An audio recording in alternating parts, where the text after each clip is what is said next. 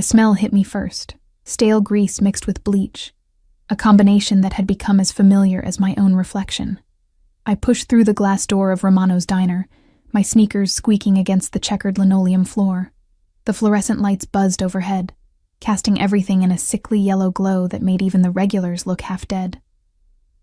"You're late again, Sophie." I didn't bother responding to Marco, the day manager who enjoyed reminding me of every microscopic failure. My fingers were still numb from the November cold, my coat too thin for the approaching winter. 3 years ago, I wouldn't have recognized this version of myself. The one who couldn't afford a proper winter coat, who counted coins to buy bread, who had become invisible to everyone except people who needed something from me. "Table 6 needs refills," Marco barked, already turning away. I grabbed the coffee pot, its weight familiar in my palm, and made my way through the scattered tables. Sunday morning shift meant the after-church crowd, generous with advice, stingy with tips. My reflection caught in the window as I poured. Hollow-eyed, 26 but looking older, my dark hair pulled back in a ponytail that had seen better days. I looked like what I was, abandoned, broke, forgotten. It had been 8 months since Derek left. 8 months since I came home to find our apartment stripped bare, every piece of furniture gone, our joint account emptied, and a note on the counter that read, "You were always too naive for this world. Good luck." He'd taken everything, the savings I'd inherited from my grandmother, the car, even the engagement ring I'd foolishly left on the bathroom counter. The police said it was a civil matter. His new girlfriend posted pictures from Cancun 3 days later. I was so lost in the memory that I didn't notice the shift in atmosphere until the bell above the door chimed. The diner went quiet.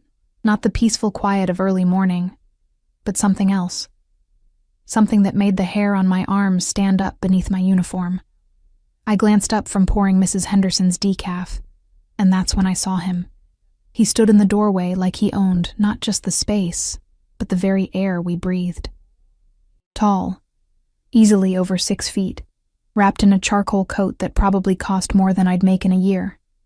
Dark hair swept back from a face that could have been carved from marble, sharp jaw, straight nose, and eyes so dark they looked black from where I stood. But it wasn't his appearance that made my breath catch. It was the way everyone else reacted to him. Marco had gone pale. 2 men in suits had entered behind the stranger, flanking him like shadows, their eyes scanning the room with practiced efficiency. One spoke into his sleeve, a gesture I'd only seen in movies. The man in the charcoal coat moved forward, and the crowd parted without him asking. People suddenly very interested in their plates. "Mr. Castellano," Marco stammered, rushing forward. "We weren't expecting... we didn't know..." "Coffee," the man said, his voice low and smooth, with the barest hint of an accent I couldn't place. "And somewhere quiet." His eyes swept the room and landed on me. I froze, coffee pot still suspended over Mrs. Henderson's cup. Those dark eyes held mine for a heartbeat. 2, 3.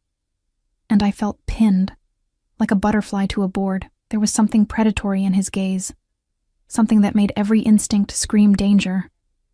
But I couldn't look away. "The booth in the back," Marco said quickly, gesturing.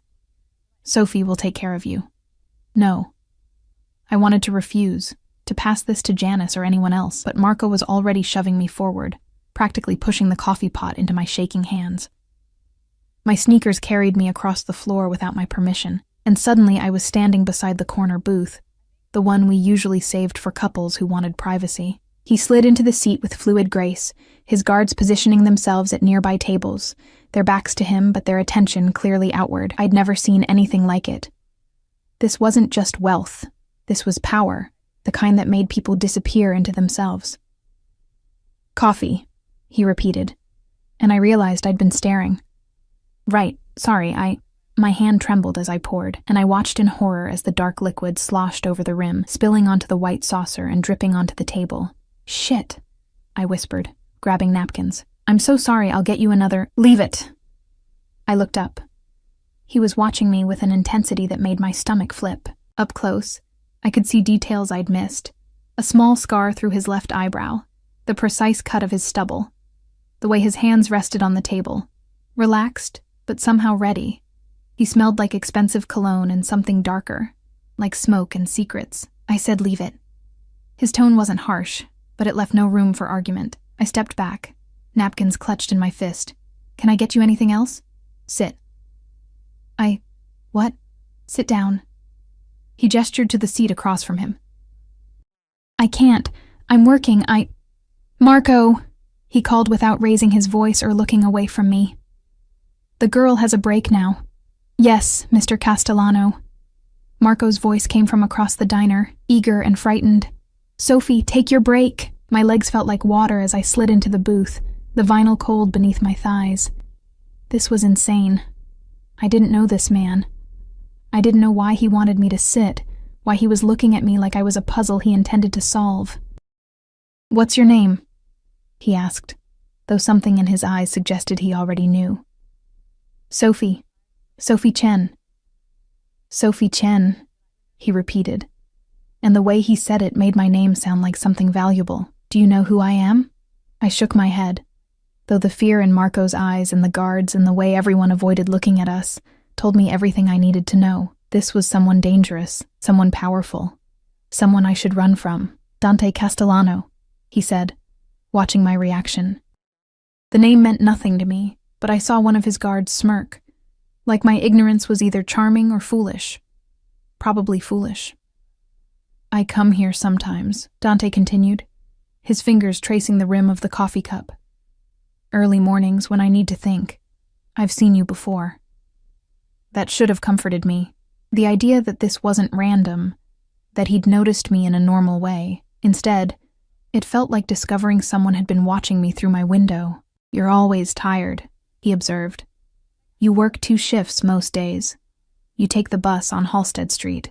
You live alone in that apartment above the laundromat on Morrison." Ice flooded my veins. "How do you—" "And 8 months ago, someone stole everything from you." My hands started shaking. "I don't understand." "Derek Morrison," Dante said, and hearing that name from his lips made me flinch. "Your ex-fiancé. He cleaned out your accounts, took your inheritance, and disappeared. The police did nothing. You had no one to help you." Tears burned behind my eyes, but I blinked them back. "Why do you know this? What do you want from me?" He leaned forward, and the space between us seemed to shrink. "Derek Morrison worked for me once. Small time, running numbers, thinking he was smarter than he was. He stole from me too, $50,000 from a casino operation. Then he vanished." My breath caught. "I don't know where he is. I swear, I haven't heard from him since—" "I know where he is," Dante interrupted smoothly. "I've known for 3 months, Boca Raton, Florida. Living under the name David Marsh, spending money he shouldn't have. Hope and horror warred in my chest." "Then why—" "I don't need him anymore, Sophie. I need you." The world tilted. "What?" Dante reached into his coat and pulled out a photograph, sliding it across the table. I stared at it, my brain struggling to process what I was seeing. It was Derek, but not alone. He was with a woman. Blonde, beautiful, pregnant. Very pregnant. His girlfriend, Melissa Grant, Dante explained. 8 months pregnant. Due in 2 weeks. The coffee in my stomach turned acid. Derek was having a baby, with her, while I was eating ramen and working double shifts just to keep my electricity on. "What does this have to do with me?" My voice cracked. "Everything," Dante said softly, dangerously. "Because Derek Morrison didn't just steal money from you, Sophie. He stole something irreplaceable from both of us. And I'm going to make him pay, but I need you to help me do it." I should have stood up. Should have walked away. Should have run screaming from this man and his dark eyes, and the danger that clung to him like cologne. Instead, I heard myself whisper, "How?" Dante smiled then, slow and predatory, by becoming mine. Before I could process those words, before I could ask what they meant, his phone buzzed. He glanced at it, his expression darkening. "We'll continue this conversation somewhere more private," he said, standing. One of his guards immediately moved to his side. "You finish your shift, Sophie. At 6 o'clock there will be a car waiting for you outside. Black SUV. Get in it. And if I don't—" He paused, looking down at me with something that might have been amusement or might have been warning. "Then Derek Morrison keeps everything he stole from both of us, And you keep working yourself to death in this diner for the rest of your life. The choice is yours." He walked away, his guards following, leaving me alone in the booth with a cold cup of coffee and a photograph of the man who'd destroyed me, smiling with the life he'd stolen. Marco appeared at my elbow, his face still pale. "Jesus Christ, Sophie, what did you do?" I didn't answer. I couldn't. Because I had no idea what I'd just agreed to, or what I was about to become. But at 6 o'clock, when I pushed through the diner doors and saw the black SUV waiting at the curb, its engine purring like a predator, I knew I was going to get in. I'd been invisible for 8 months, forgotten, erased. Maybe it was time to be seen. The SUV's interior smelled like leather and money, the kind of new car scent that probably cost more than my monthly rent.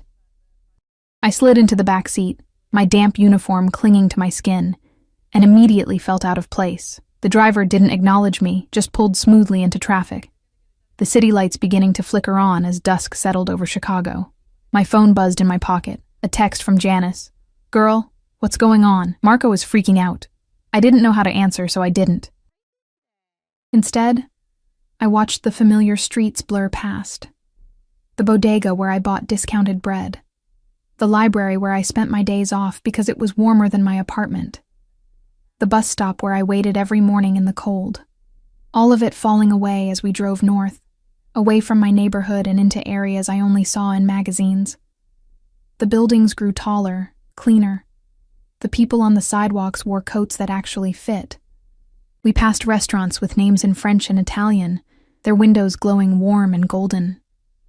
I pressed my hand against the glass, watching my breath fog it up, and wondered what the hell I was doing. 20 minutes later, we pulled up to a building that made my stomach drop. It was all glass and steel, stretching into the sky like a monument to excess. A doorman in a uniform nicer than anything I owned opened my door before I could reach for the handle. "Miss Chen," he said, as if he'd been expecting me. "Mr. Castellano is waiting." The driver finally spoke. 32nd floor, penthouse. Of course it was. The elevator was mirrored on all sides, and I spent the ride up trying not to look at myself. The wrinkled uniform, the exhaustion in my eyes, the way my hair had escaped its ponytail in frizzy strands. I looked like exactly what I was. Someone who didn't belong here. The doors opened directly into an apartment that stole my breath. Floor-to-ceiling windows overlook the city, the skyline spreading out like scattered diamonds. The space was all clean lines and expensive furniture, abstract art on the walls that probably cost more than I'd make in a lifetime. Everything was in shades of gray and black and cream, sophisticated and cold and perfect. Dante stood by the windows, hands in his pockets, looking out at his kingdom. He'd removed his coat, and I could see the precise cut of his suit, the way it molded to his shoulders and tapered at his waist. Even from behind, he radiated power. "You came," he said, without turning around. "You knew I would." I hated how small my voice sounded in this enormous space. "Yes," he turned then, and the city lights behind him made him look like something from a dream or a nightmare. "But I'm still pleased. It shows you're smarter than Derek gave you credit for." The mention of Derek's name made my chest tight. "You said he stole from both of us. You said I could help you make him pay. I want to know how." "Direct. I like that." Dante moved toward a bar cart, pouring amber liquid into 2 crystal glasses. "Scotch?" "I don't drink." "You do tonight." He crossed the space between us and pressed the glass into my hand. His fingers brushed mine, warm, calloused in unexpected places, and the brief contact sent electricity up my arm. I took the glass just to have something to hold. "Sit," he said, gesturing to a leather sofa that probably cost more than my car used to. I perched on the edge, too nervous to relax. Dante sat across from me in an armchair, utterly comfortable in his domain. He took a sip of his scotch, watching me over the rim of the glass with those dark, unreadable eyes. "Derek Morrison came to work for me 3 years ago," he began. "Small jobs at first, collecting debts, running errands. He was ambitious but sloppy. Thought he was smarter than everyone else. Sounds like him," I muttered. He was skimming from the operations, nothing large enough to notice at first, but it added up. $50,000 over 6 months. When I confronted him, he ran, took the money and disappeared. Dante's jaw tightened almost imperceptibly. But that's not why I want him back. I waited, my heart pounding. He was sleeping with someone while he worked for me. Someone important. Dante's voice dropped, cold and sharp as a blade. My half-sister, Valentina. The glass nearly slipped from my hand. Your sister? Half-sister. Different mothers, same father. She was 19, stupid, and thought she was in love. His knuckles whitened around his glass. She didn't know he was engaged to you. Didn't know he was stealing. When I found out, I was going to kill him, slowly. I believed him. The way he said it, casual, matter of fact, left no doubt. But before I could find him, Valentina discovered she was pregnant. By then, Derek had already run. Left her crying in my office, begging me not to hurt him because she was carrying his child. Dante's laugh was bitter. My father made me promise not to touch Derek until after the baby was born. Family first, always. My mind raced, trying to piece it together. But the photo you showed me, that woman with Derek, she was pregnant. Melissa Grant. A fake name, fake relationship. Derek's cover.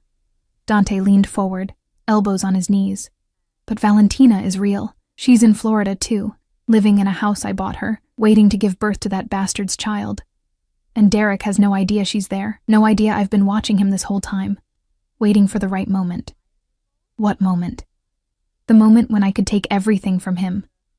The way he took everything from you. Dante's eyes locked on mine. That's where you come in, Sophie. I forced myself to take a sip of the scotch. It burned going down, but the warmth helped steady my nerves. I still don't understand. Derek thinks he's safe. He thinks he got away with it, stealing from you, stealing from me, leaving Valentina pregnant and alone. He's living his life with that girlfriend, spending money, playing house. Dante set his glass down with deliberate precision. I want him to feel what you felt, what Valentina felt. I want him destroyed, humiliated, broken. And then I want him to know it was all because of you. How? I whispered. Dante stood and crossed to me, and suddenly he was close, so close I could smell his cologne again, could see the flecks of gold in his dark eyes.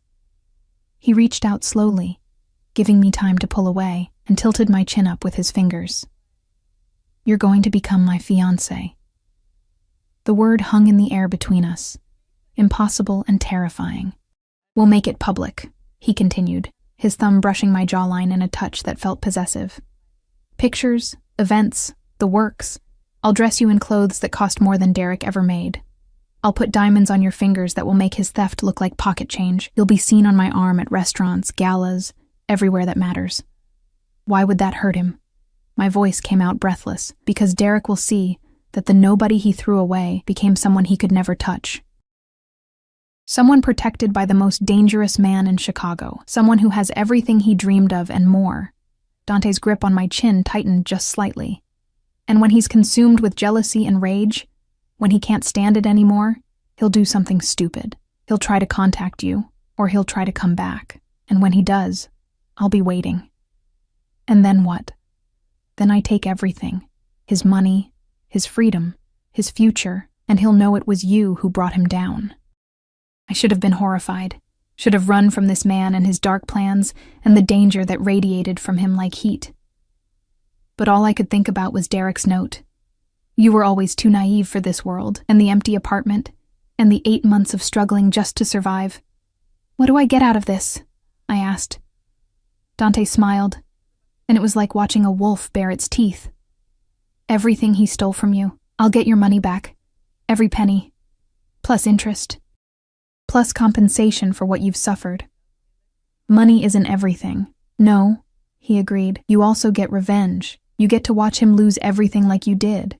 You get justice. His hand slid from my chin to cup my cheek.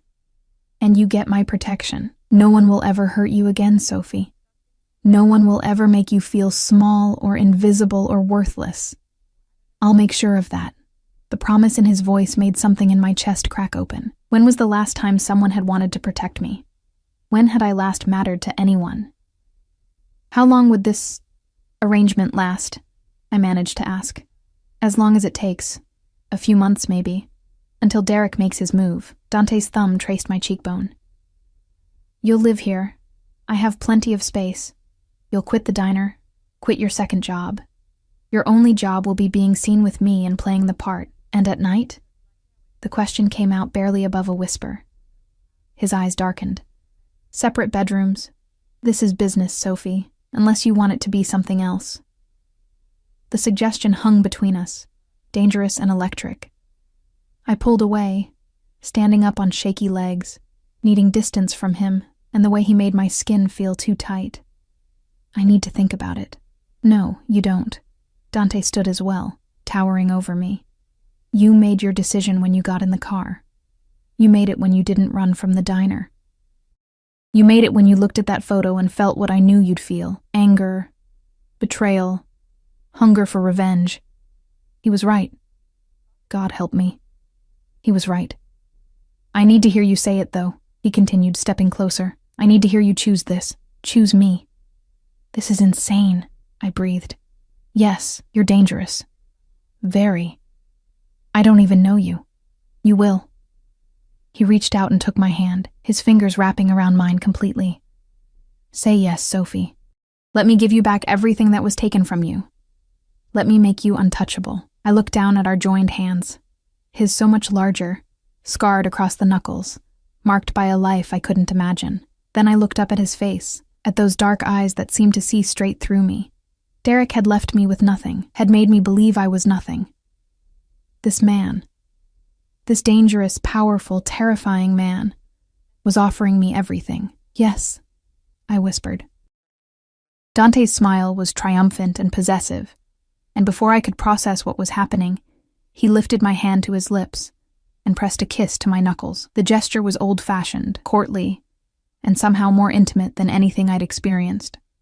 Good, he murmured against my skin. Tomorrow we start. Tonight you rest. I'll have someone bring your things from your apartment. I should go get them myself. No. The word was absolute. You don't go back there. That part of your life is over, Sophie. As of right now, you're under my protection. That means you don't go anywhere without security. You don't make decisions without consulting me. You don't take risks. The possessiveness in his tone should have frightened me. Instead, it felt like being wrapped in armor. Marco will be looking for me, I said. The diner will receive a generous payment for your immediate resignation. Don't worry about Marco or anyone else from before. Your only concern now is this. He gestured between us. Us. Making this believable.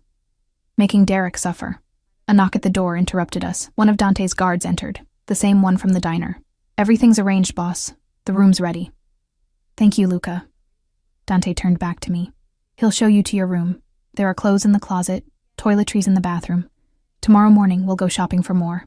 Everything you need. I followed Luca down a hallway lined with more expensive art, my mind spinning. He opened a door to reveal a bedroom that was larger than my entire apartment had been.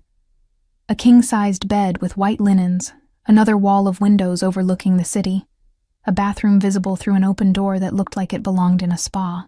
Mr. Castellano's room is at the end of the hall, Luca said. You need anything? There's a phone by the bed. Just dial 1. And then he left me alone in luxury I'd never imagined, and I sank onto the bed, my hands shaking. What had I just agreed to? My phone buzzed again. Janice, still waiting for an answer. But there were also 3 missed calls from the landlord and a text from the electric company about my overdue bill. I looked around at the room, at the life I'd just stepped into, and made my choice all over again. I turned off my phone. The old Sophie Chen, the one who'd been abandoned and broken, could stay in that cold apartment above the laundromat.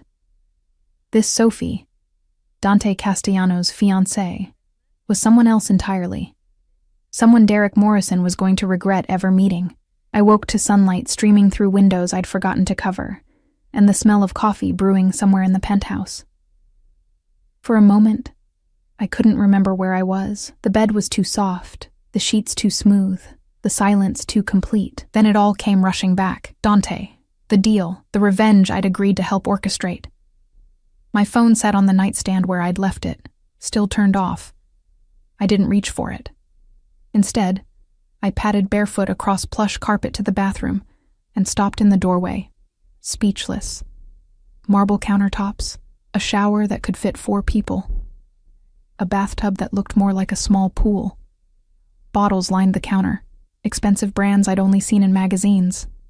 Skincare, hair care, perfume, all unopened, all waiting. I caught my reflection in the mirror. My uniform from yesterday lay crumpled on the floor where I'd shed it. I stood in an oversized t-shirt I'd found in the closet drawer, my hair a mess, dark circles still prominent under my eyes despite sleeping better than I had in months. I didn't look like someone who belonged in Dante Castellano's world, but that was going to change. After a shower that felt like heaven, hot water that didn't sputter out after 5 minutes, water pressure that actually worked, I wrapped myself in a robe so soft it felt like sin and ventured out of the bedroom. The penthouse looked different in daylight, less intimidating, but somehow more real. I followed the smell of coffee to a kitchen that was all steel and granite, where Dante sat at an island reading a tablet, a cup of espresso at his elbow. He looked up as I entered, and I became acutely aware that I was wearing nothing but a robe. "Good morning," he said, his eyes traveling over me in a way that made heat creep up my neck. "Coffee?" "Please." He stood and moved to an espresso machine that looked like it required an engineering degree to operate. I watched his hands, confident, precise, as he prepared my cup. He was dressed more casually than yesterday. Black slacks, a charcoal sweater that emphasized his broad shoulders. No jacket, no guards hovering. Just him. "How did you sleep?" he asked, sliding the cup across the counter to me. "Better than I have in months." The admission felt dangerous. "Good." He returned to his seat, studying me over his tablet. "We have a busy day. First, shopping. You need an entire wardrobe, everything from everyday clothes to gowns for events. Then this afternoon, we're having engagement photos taken." I nearly choked on my coffee. "Already?" "The sooner we make this public, the sooner Derek hears about it. I want the news to reach him while he's still comfortable, still thinking he's safe." Dante's expression hardened. "I want him to see you in newspapers, on social media, everywhere he looks. I want you to haunt him." The vindictive part of me, the part that had grown in the 8 months since Derek left, thrilled at the idea. But another part, smaller and more frightened, whispered warnings. "What if he doesn't care?" I asked quietly. "What if seeing me with you doesn't affect him at all?" Dante set down his tablet and gave me his full attention. "He'll care. Men like Derek, weak, insecure men, they need to feel superior. He left you believing you were beneath him, that you'd never recover. Seeing you not just recovered but thriving, protected by someone who makes him look like an insect?" He smiled coldly. "It will eat him alive. You sound certain." "I am. I've spent my life reading people, Sophie. It's how I've survived." He stood and came around the island, stopping close enough that I had to tilt my head back to meet his eyes. "Derek Morrison is a small man who thought he could play in a big man's world. He stole from you because it made him feel powerful. He stole from me because he thought he was clever. And he abandoned my sister because he's a coward." The muscle in his jaw ticked. "When he sees what you've become, what I've made you, it will destroy him. And then I'll finish the job." The intensity in his voice, the barely controlled rage lurking beneath his calm exterior, it should have terrified me. Instead, it made me feel protected. Someone was finally on my side. "Okay," I said. "When do we start?" His smile was approving, possessive. "Right now. Luca's bringing the car around. And Sophie?" He reached out and tucked a damp strand of hair behind my ear, his fingers lingering against my skin. "Get used to luxury. Get used to being looked at, being noticed. Because after today, you'll never be invisible again." 3 hours later, I stood in front of a 3-way mirror in a boutique so exclusive it didn't have a sign on the door, wearing a dress that cost more than I used to make in 2 months. "Perfect," the saleswoman, Margot, cooed, adjusting the fabric at my waist. "Mr. Castellano has exquisite taste." Dante sat in a leather armchair like a king on his throne, watching me with those dark, unreadable eyes. He'd barely spoken since we arrived, just gestured at items he wanted me to try and gave curt nods or shakes of his head. The growing pile of approved garments was staggering. Dresses, slacks, blouses, coats, shoes, lingerie that made me blush. "Turn around," he said now. I did slowly, watching myself in the mirror. The dress was deep emerald green, fitted to my body in ways that made me look like someone else. Someone sophisticated. Someone who belonged on Dante Castellano's arm. "We'll take it," Dante said. "And the navy one, and the black cocktail dress. Excellent choices, Mr. Castellano." As Margot rushed off to process the purchases, Dante stood and approached me. In the mirror, I could see us together. Him dark and dangerous behind me wide-eyed and transformed in front of him. He placed his hands on my shoulders, and the weight of them felt like both a promise and a claim. "Do you see it?" he asked quietly. "See what?" "What I see. What everyone will see." His hands slid down my arms, leaving trails of heat, power, beauty, someone untouchable. I met his eyes in the mirror. "I'm not untouchable. I'm just wearing expensive clothes." "No." His voice was firm. "You're under my protection now. That makes you untouchable. Anyone who wants to hurt you has to go through me first, and no one is that stupid." The certainty in his voice made something in my chest tighten. When was the last time someone had protected me? My parents had died when I was 19, and I'd been on my own ever since. Derek had promised to take care of me, but his version of care was control and eventually abandonment. This, Dante's fierce, possessive protection, felt different. Dangerous, yes, but solid. Real. "What if I don't want to be untouchable?" I asked softly. "What if I just want to be normal?" His hands tightened on my arms. "Normal got you abandoned in an empty apartment with nothing. Normal got you working yourself to exhaustion for scraps. Normal made you invisible." He leaned closer, his breath warm against my ear. "I'm offering you extraordinary, Sophie. Take it." Before I could respond, his phone buzzed. He released me and stepped back, all business again as he answered. "What is it?" I watched his expression darken as he listened. "When?" A pause. "No, keep watching. Don't approach. I'll handle it." He ended the call and looked at me. "We need to go." "What's wrong?" "Derek just booked a flight to Chicago. He'll be here in 3 days." My blood went cold. "How do you know?" "Because I have people watching his every move, monitoring his accounts, tracking his communications. I know everything he does, Sophie." Dante's smile was sharp as a blade. "And he just took the bait." "What bait? We haven't even—" "I had someone leak a photo from this morning. You and me getting into the car together. It was posted on a gossip blog an hour ago with speculation about Chicago's most eligible bachelor and his mysterious new companion." He stepped closer, cupping my face in his hands. "He saw it, and now he's coming." Fear and excitement warred in my stomach. "But I'm not ready. We haven't even—" "You're ready."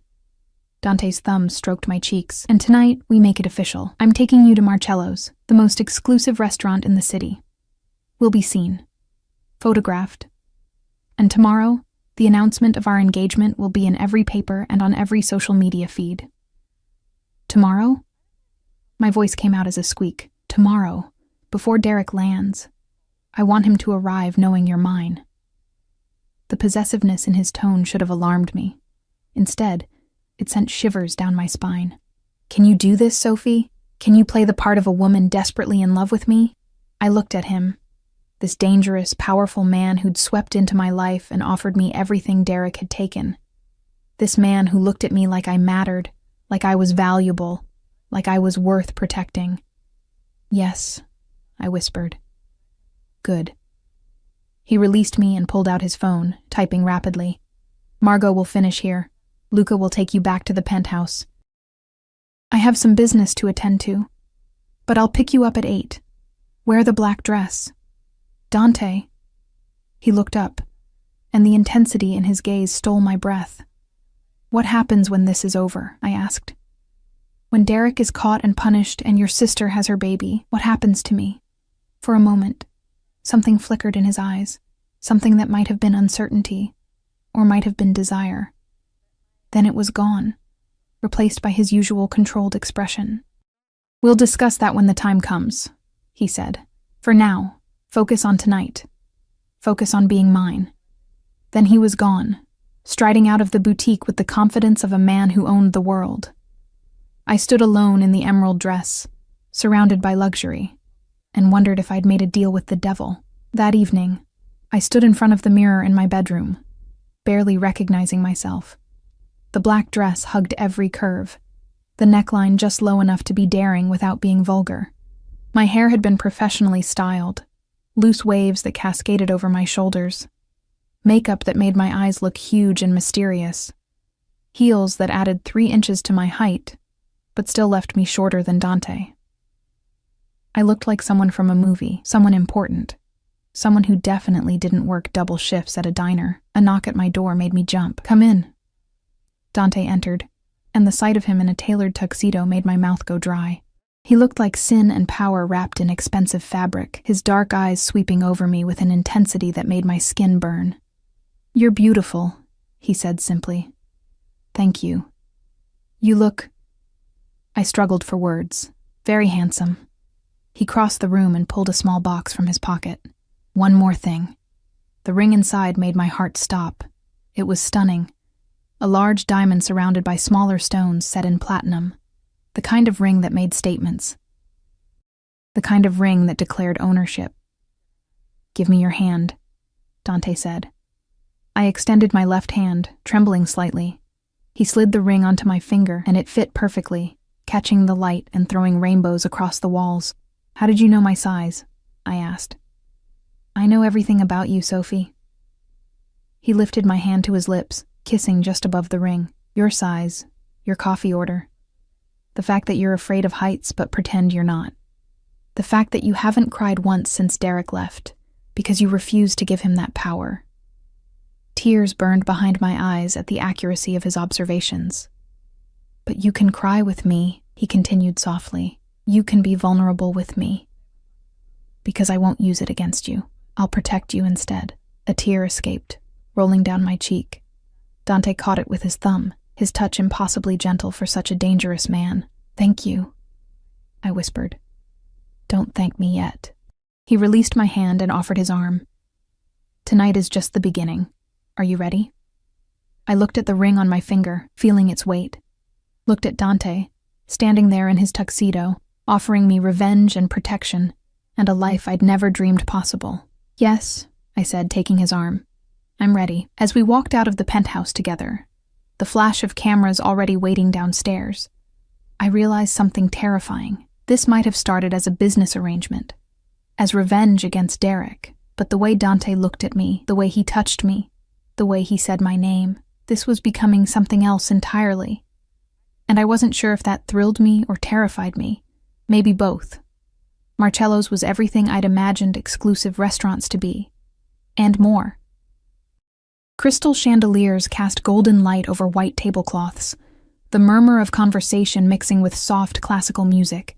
Every face I glimpsed looked wealthy, important, the kind of people who appeared in society pages, and they were all staring at us. Dante's hand rested on the small of my back as we were led to a private corner table, the weight of it both comforting and claiming. I could feel eyes following us, hear the whispers starting. The maitre d' pulled out my chair with a flourish, treating me like royalty simply because I was with Dante. "Mr. Castellano, what a pleasure. Your usual table, of course." "Thank you, Vincent." Dante settled across from me, completely at ease despite the attention. "We'll have the tasting menu, and champagne, the Cristal." "Excellent choice, sir." As Vincent hurried away, I leaned forward, keeping my voice low. "Everyone's watching us. Good. That's the point." Dante's eyes gleamed in the candlelight. "By tomorrow morning, photos of us will be everywhere. Derek will see them before he even boards his plane." My stomach fluttered. Whether from nerves or anticipation, I couldn't tell. What do I do? How do I act? Like a woman in love, he reached across the table and took my hand, his thumb stroking the ring he'd placed there. "Look at me like I'm the only person in the room. Smile when I talk. Let me touch you. Make everyone believe that you're mine, and that you've never been happier about anything." The words should have felt like instructions for a performance, but when his fingers intertwined with mine, when his dark eyes held mine with that intensity that made my breath catch. It didn't feel like acting at all. "Tell me something," he said, his voice lower now, intimate. "What did you want to be? Before Derek, before the diner, when you still had dreams?" The question caught me off guard. "Why do you want to know?" "Because I want to know you, not just the broken version Derek left behind, the real you." I hesitated, looking down at our joined hands. I wanted to be a photographer, not weddings or portraits, documentary photography, telling stories through images, showing people things they'd never see otherwise. I laughed bitterly. Stupid, right? I even had a scholarship to art school. But then my parents died, and I had to work, and Derek said it was impractical, that I needed to focus on real jobs, real money. It's not stupid. Dante's grip tightened on my hand. Derek was an idiot. What else? What else what? What else did he take from you? Besides money and your apartment and your dreams? The champagne arrived then, giving me a moment to compose myself. The waiter poured with ceremony, the bubbles catching the light like liquid gold. When we were alone again, I took a sip, letting the expensive wine settle my nerves. "He took my confidence," I said quietly. "He made me believe I was lucky to have him. That no one else would want me. That I was too naive, too trusting, too small for the world." I met Dante's eyes. He made me disappear even before he left.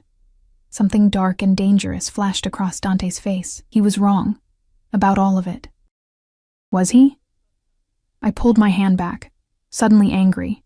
At Derek, at myself, at the whole situation. "Look at me, Dante.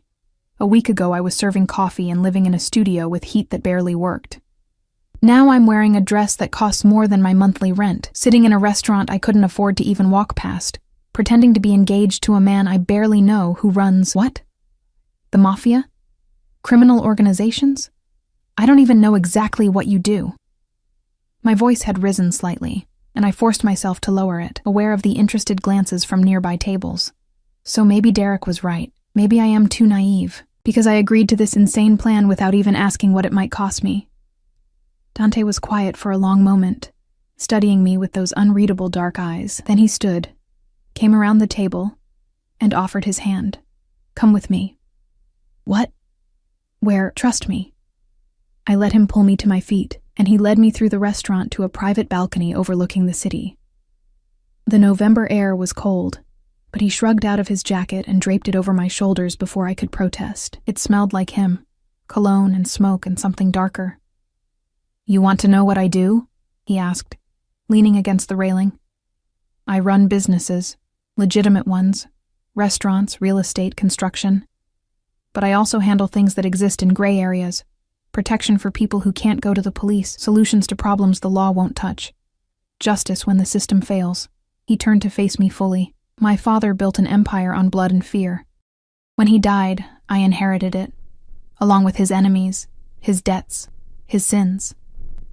I've spent 10 years trying to turn it into something different, something that doesn't just destroy. And Derek, what you're doing to him, is that justice or revenge?" "Both." Dante stepped closer. "He stole from you. He abandoned my sister pregnant and alone. He thought he could take from people who mattered to me and walk away clean. I'm proving him wrong. By using me. By helping you. There's a difference." His hands came up to cut my face, forcing me to meet his eyes. "Yes, I need you for this plan. Yes, this arrangement benefits me. But don't pretend you're not getting something out of it too, Sophie. Don't pretend you don't want to see him suffer." He was right, and I hated that he was right. "What happens when he makes his move?" I asked. "When he contacts me or tries to come back? What will you do to him? What do you want me to do?" The question hung between us, heavy with implication. Dante was giving me power, the power to determine Derek's fate. It should have scared me. Instead, it felt like reclaiming something I'd lost. "I want him to feel what I felt," I said slowly. "That moment when everything's taken away and you realize you're alone, helpless. That no one's coming to save you." Dante smiled, dark and approving. "Then that's exactly what he'll get, I promise you, Sophie. By the time I'm done with Derek Morrison, he'll wish he'd never heard your name." He leaned closer, and suddenly the space between us felt charged, electric. His breath was warm against my lips, his eyes searching mine for permission or denial. "We should go back inside," I whispered, but I didn't move. "We should," he agreed. But he didn't move either. For a moment, we stood frozen in that almost kiss, the city lights twinkling below us, the cold air making me shiver despite his jacket around my shoulders. Then Dante stepped back, his jaw tight with restraint. "You're right. People are watching." He offered his arm again. "We should give them something to photograph." We returned to the table, and the rest of the dinner passed in a blur of exquisite food I barely tasted and conversation that felt more real than it should have. Dante asked about my childhood, my parents, the life I'd had before everything fell apart. And he shared pieces of himself, too. His mother who'd died when he was young, the pressure of inheriting his father's legacy, the sister he was trying to protect. By the time we left the restaurant, I'd almost forgotten it was supposed to be an act. The cameras were waiting outside, paparazzi who seemed to materialize from nowhere, their flashes blinding. Dante pulled me close, his arm around my waist, and I buried my face against his chest, overwhelmed by the sudden attention. "It's all right," he murmured against my hair. "I've got you." And somehow I believed him. The photos were everywhere by morning. I scrolled through my phone, which I'd finally turned back on, seeing my own face staring back at me from dozens of gossip sites and social media posts. Chicago's most eligible bachelor off the market, mystery woman snags Dante Castellano, new romance for real estate mogul. In every photo, I looked happy, radiant even. Dante looked possessive, his arm always around me, his eyes always on me like I was the only thing that mattered. We looked like a couple in love. Good, aren't they? I looked up to find Dante in the doorway of my bedroom, already dressed for the day in slacks and a crisp white shirt. He held a tablet, presumably showing the same articles I was reading. "The PR team outdid themselves," he continued, coming to sit beside me on the bed. "The engagement announcement goes live in an hour. I wanted you to see it first." He handed me the tablet, and I read the carefully crafted statement announcing our engagement, complete with a quote from Dante about finding unexpected love and being excited for our future together. "It sounds so real," I said softly. "That's the idea." He took the tablet back, setting it aside. "Derek's plane lands in 4 hours. By the time he touches down, he'll have seen all of this. His hotel is 3 blocks from here. I've made sure of that. He'll be close, watching, stewing in jealousy. How do you know he'll even care enough to—" My phone buzzed, cutting me off. A number I didn't recognize, but somehow I knew exactly who it was before I even looked. The text message made my blood run cold. "What the fuck, Sophie? Call me. Now." "Derek." Dante read it over my shoulder, and his smile was terrifying in its satisfaction. "Right on schedule," he murmured. "Don't respond yet. Make him wait. Make him wonder. Make him desperate." Another text came through. "This is bullshit. You can't just move on like I meant nothing. Like we meant nothing." Then another. "Who the hell is this guy? What are you doing?" And another. "I know you, Sophie. This isn't you. He's using you. Please, we need to talk." I stared at the messages, feeling something crack open inside my chest. 8 months of silence. And now that I was with someone else, now that I looked happy, suddenly Derek wanted to talk. Suddenly I mattered. "He doesn't get to do this," I said, my voice shaking with rage. "He doesn't get to abandon me and then act betrayed when I move on. No, he doesn't." Dante took my phone gently from my hands and set it aside. "But he will keep trying. And when he does, when he gets desperate enough, he'll make a mistake. That's what we're waiting for. What if he doesn't? What if he just goes back to Florida and—" "He won't." Dante's certainty was absolute. "I know men like Derek, weak, insecure men who need to feel powerful. Seeing you with me is destroying him. He'll escalate. And when he does, we'll be ready." The phone buzzed again, and again.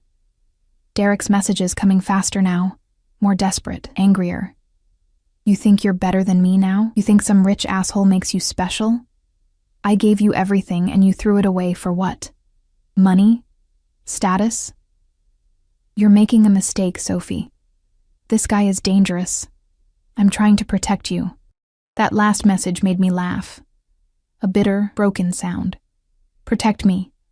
He's trying to protect me. After everything he did, Dante pulled me against his chest, his arms coming around me in a hold that felt like safety. He's scared. He should be. Because I'm going to destroy him, Sophie. For you, for Valentina, for everyone he's ever hurt. I let myself sink into his embrace. Let myself believe, just for a moment, that this was real. That Dante's protection meant something beyond our arrangement, that I wasn't just a pawn in his game of revenge. But deep down, in a place I didn't want to examine too closely, I knew the truth. I was falling for my fake fiancé. And that was far more dangerous than anything Derek could do to me. Block 5. 3 days after Derek landed in Chicago, everything exploded. It started with flowers. A dozen red roses delivered to the penthouse with a card that read, "I'm sorry, please, let me explain. I still love you." Mondi Dante had them thrown away before I could even touch them. Then came the letters, slipped under restaurant doors where we ate, handed to Luca by nervous-looking messengers. Derek's handwriting, increasingly frantic, begging for a chance to talk, to explain, insisting that he'd made a mistake leaving me. "He's spiraling," Dante said with satisfaction, reading one of the letters over breakfast. "Perfect."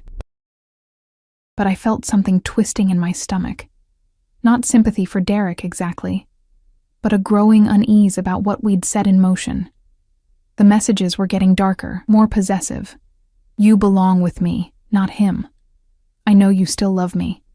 Don't make me do something we'll both regret." "He's threatening me," I said, showing Dante the latest text. His expression went cold and dangerous. "He's threatening himself. Luca, I want extra security on Sophie. No one gets within 50 feet of her without clearance." "Already done, boss." I'd gotten used to the shadows, the men in dark suits who followed at a discreet distance whenever I left the penthouse. But now their presence felt heavier, more ominous. This wasn't just about revenge anymore. Derek was becoming unstable, and I was in the crosshairs. That evening, Dante had a business dinner he couldn't miss. "Come with me," he said, adjusting his tie in the mirror. "I thought you had to discuss business things. You're my fiancé. You belong at my side." He turned to face me, his expression serious. "Besides, I don't want you here alone, not with Derek acting erratic." So I found myself in another exclusive restaurant, this one even more intimidating than Marcello's. Private dining room, men in expensive suits conducting conversations in low voices. I sat beside Dante, his hand occasionally resting on my thigh beneath the table, a possessive touch that sent heat through my body, despite the dangerous atmosphere. The meeting was about construction contracts and city permits, things I barely understood, but I watched Dante work, the way he commanded respect with just a look, the way grown men deferred to him, the casual power in every word he spoke. This was his world, and somehow, impossibly, I'd become part of it. We were leaving through the back entrance, Luca and 2 other guards flanking us, when Derek appeared. He looked terrible, unshaven, wild-eyed, his clothes rumpled, nothing like the polished man who'd left me 8 months ago. He stumbled forward from between parked cars, and Luca immediately stepped between us, hand going to his jacket. "Sophie, please, I just want to talk." My heart hammered against my ribs. Dante's arm came around my waist, pulling me behind him, his body a shield between Derek and me. "You need to leave," Dante said, his voice deadly calm. "Now." "Fuck you!" Derek's face twisted with rage. "Sophie, he's using you. Can't you see that? He's a criminal, a monster. He's going to hurt you." "The only person who hurt her was you." Dante's voice dropped lower, more dangerous. "You stole from her, abandoned her, left her with nothing. And now you have the audacity to claim you're protecting her? I made a mistake." Derek's eyes locked on mine, pleading. "Sophie, baby, please. We can fix this. Come back to me. Leave this bastard and come back where you belong." Something inside me snapped. I stepped around Dante, ignoring his attempt to hold me back, and walked right up to Derek. close enough to see the desperation in his bloodshot eyes, to smell the alcohol on his breath. "I don't belong to you," I said clearly. "I never did. You made sure of that when you took everything from me and left me to survive on my own. Sophie. No. You don't get to talk now. You had 8 months to contact me, to apologize, to give back what you stole, but you didn't. You were too busy spending my inheritance with your girlfriend in Florida." I smiled, and it felt sharp as broken glass. Oh yes, I know about Melissa, about the baby, about all of it. Derek's face went white. "How?" "Because, unlike you, Derek, I'm not alone anymore. I have someone who actually protects me. Someone who values me. Someone who would never leave me with nothing." I held up my left hand, letting the diamond catch the light, and in 3 months, I'm going to marry him. "You're lying." But Derek's voice shook. "This is all fake. Some kind of revenge plot. You're not actually—" "Every word she said is true," Dante interrupted, coming to stand beside me. His arm slid around my waist, claiming, "Sophie is mine now, under my protection, which means if you come near her again, if you contact her, if you so much as think about her, I'll make you disappear. Do you understand me, Derek?" The threat in Dante's voice was unmistakable. Derek stumbled backward, and I saw real fear in his eyes now, the fear of a small man who'd finally realized he was playing in a league far above him. "You can't," Derek started, but Luca stepped forward. "Mr. Castellano asked if you understand." "Yes," Derek whispered. "Yes, I understand." "Good." Dante's arm tightened around me. "Now, about the money you stole. From Sophie, from my operations, from my family. I want all of it back, every penny. You have 48 hours. Derek's laugh was hysterical. "I don't have it. I spent it." "Then you'd better find a way to get it." Dante's smile was terrifying. "Because if you don't, I'll take it out of you in other ways. Starting with that nice girlfriend of yours in Boca Raton. Melissa, wasn't it?" All the color drained from Derek's face. "You leave her alone. She has nothing to do with this. Neither did Sophie. Neither did Valentina. But that didn't stop you, did it?" Dante pulled out his phone and showed Derek something that made him stagger. "That's your daughter, by the way. Valentina gave birth 2 days ago. Beautiful little girl. She has your eyes." I gasped. Dante hadn't told me Valentina had given birth. Derek stared at the phone, something broken and desperate in his expression. "I have a daughter? You have 2 children you've abandoned," Dante corrected coldly. "Valentina's baby, and the one Melissa is carrying. You're quite the family man, Derek. Such a shame you're also a thief and a coward. I want to see her. My daughter. Please. You gave up that right when you stole from my family and ran." Dante pocketed his phone. 48 hours, Derek. The money, or I go to the authorities with evidence of your embezzlement, fraud, and theft. I have documentation of everything, including the accounts you thought you'd hidden. You'll spend the next decade in prison, and Melissa will raise your child alone while you rot. You bastard. 48 hours. Dante turned, keeping me tucked against his side. "Luca, make sure Mr. Morrison finds his way out, and if he comes near Sophie again, break his legs." "With pleasure, boss." Dante led me to the car, and I was shaking so hard I could barely walk. Once we were inside, the tinted windows hiding us from the world, I finally let myself fall apart. "He has a daughter," I whispered. "With your sister, and another baby coming with Melissa. He just abandons them. How can someone do that? Because he's weak. Because he only thinks of himself." Dante pulled me onto his lap, cradling me against his chest. "But he won't hurt anyone else. I promise you that. What happens in 48 hours when he can't pay? He'll try to run, and when he does, I'll have the evidence delivered to the FBI. He'll be arrested before he makes it to the airport." Dante's hand stroked my hair, soothing. "It's almost over, Sophie. Soon Derek will be in prison. You'll have your money back, and all of this will be finished." Finished. The word should have brought relief. Instead, it felt like a door closing. "And us?" I asked quietly. "What happens to us when this is over?"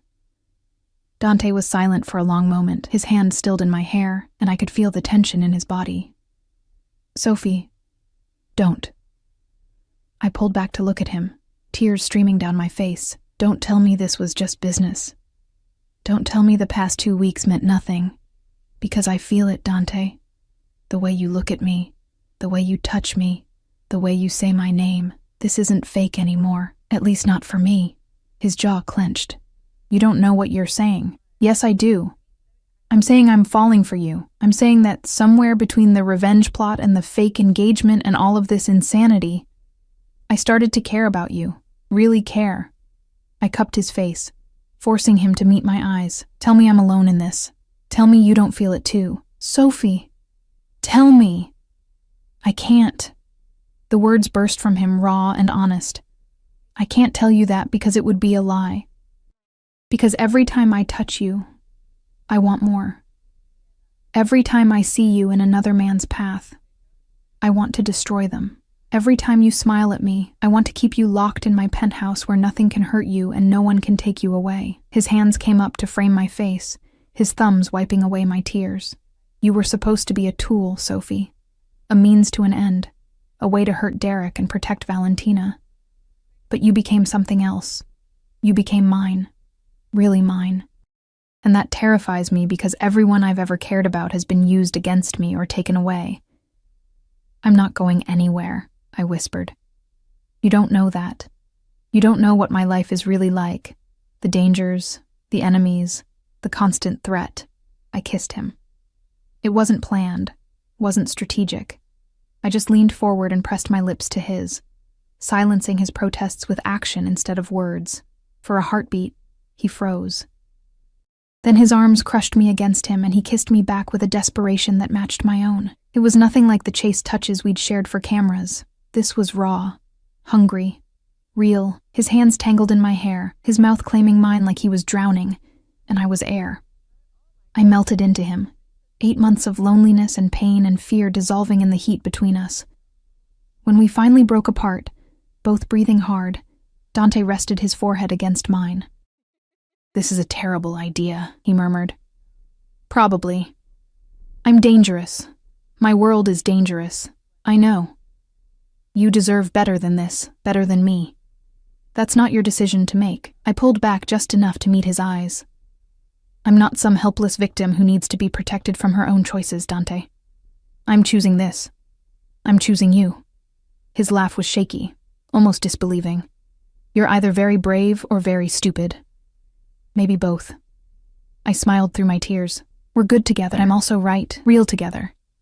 And when this thing with Derek is over, I don't want it to end. I want to see where this goes. Dante searched my face, looking for doubt or fear or hesitation. Whatever he saw there made something in his expression soften, made the hard edges of him blur into something almost vulnerable. Okay, he said finally. Okay, we'll try. But Sophie... His grip tightened. If being with me puts you in danger, if my enemies even look at you wrong, I'm sending you somewhere safe. No arguments. Fine. As long as you understand that I'm not running just because things get difficult. Stubborn woman. You like stubborn. I like you. He kissed me again, softer this time. God help me. I really like you. 48 hours later, Derek didn't run. Instead, he did something far more stupid. He tried to break into the penthouse. I was in the kitchen making coffee when the alarms went off, security flooding the apartment. Dante pushed me into a panic room I hadn't even known existed, sealing me inside while he dealt with the threat. Through security monitors, I watched Derek being wrestled to the ground by Luca and 2 other guards. He was screaming, crying, begging for a chance to talk to me. In his hand was a gun, unloaded it turned out, but enough to guarantee serious charges. The police came. So did the FBI. Apparently, Dante had already contacted them with his evidence of Derek's embezzlement and fraud.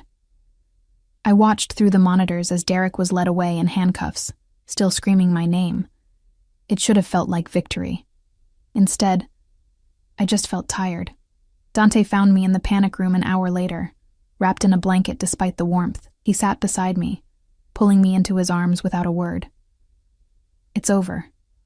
he said quietly. Derek will be in prison for at least 10 years. The money he stole, from you, from me, from Valentina, it's all been recovered. You're safe now. And Valentina? The baby? I've set up a trust fund. She'll never have to worry about money, and I'll make sure Derek has no parental rights. She and her daughter will be protected. He pressed a kiss to my temple. You all will be. I turned in his arms to face him. What now? Now? Dante smiled, and it was genuine, warm, so different from the cold calculation I'd first seen. Now we figure out what this is, you and me. No more fake engagement, no more revenge plots, just us. Just us, I repeated, testing the words. They felt right. Terrifyingly right. I should probably propose properly, Dante said, pulling the ring from my finger. Without the lies and the manipulation and the Mafia boss drama. Dante, he slid from the couch to kneel before me, the gesture so unexpected and vulnerable that it stole my breath. Sophie Chen, you walked into my life at my lowest point. When I was consumed by revenge and anger and hate, you reminded me what it's like to protect someone not out of duty, but out of genuine care. You made me want to be better, to build something real instead of just destroying my enemies. His voice was rough with emotion. I know this started as a lie. I know I manipulated you and used you for my own purposes. But somewhere along the way, it became the truest thing in my life. So I'm asking you now, with no tricks, no games, no ulterior motives, will you actually marry me? Will you take a chance on a dangerous man who's desperately in love with you? Tears streamed down my face, but this time they were happy tears, overwhelmed tears. Tears of something that felt like coming home after being lost for so long. Yes, I whispered. Yes, you terrifying, possessive, wonderful man. I'll marry you. He slipped the ring back on my finger. The same ring, but now it meant something completely different. Then he stood and pulled me into a kiss that promised forever, protection, and a love I'd thought I'd never find. When we finally pulled apart, both smiling like idiots, Dante rested his forehead against mine. You know this won't be easy, he warned. My life, my world, it's complicated and dangerous and… I know. I cut him off with another kiss. But I'm not the broken girl Derek left behind anymore. I'm stronger now. Strong enough to stand beside you. Strong enough to build a life with you. My fierce Sophie, he murmured against my lips. What did I do to deserve you? You saw me, I said simply. When everyone else looked through me, you saw me. You made me matter. You always mattered. I just helped you remember that. 6 months later, I stood in a private garden wearing a wedding dress that made me feel like a princess, surrounded by flowers and soft music, and people who genuinely cared about me. Janice from the diner was there, crying happy tears. Valentina stood as one of my bridesmaids, her baby daughter sleeping in a carrier nearby. Even Marco had come, looking uncomfortable but pleased, and at the end of the aisle, waiting for me with eyes that held nothing but love and promise, stood Dante Castellano, no longer my fake fiancé, but about to become my real husband. As I walked toward him, I thought about the girl I'd been 8 months ago. Broken, invisible, convinced she'd never matter to anyone. That girl would never have believed this was possible. This happiness, this love, this life. But she'd been wrong. Derek had left me with nothing. He'd tried to erase me, to make me disappear. Instead, he'd set me on a path that led me here. To a man who saw my worth even when I couldn't. To a life I'd never dreamed possible. To a love that was fierce and protective and absolutely real. Dante took my hands when I reached him, and his smile was private, just for me. Ready, he whispered, for anything. I whispered back.